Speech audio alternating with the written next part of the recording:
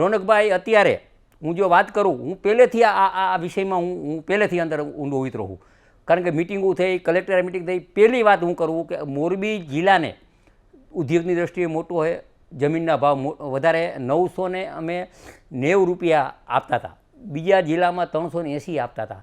હવે માનો કે 980ના બદલે અત્યારે તમે વિચારો 2700 રૂપિયા, 2700 રૂપિયા, એટલે જે મળતા હતા એથી પણ વધારે મળશે, એથી ડબલથી અઢી ગણા મળશે.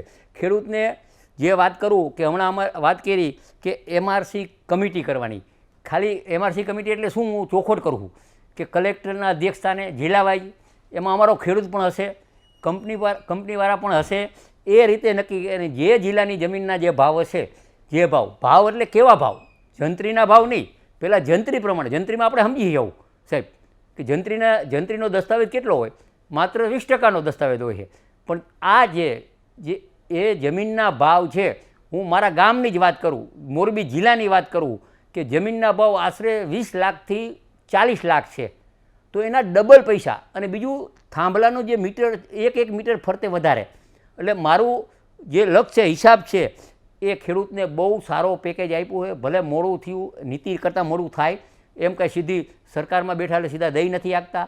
છેલ્લા 2 મહિનાથી આ કસરત, ખૂબ કસરત કરી,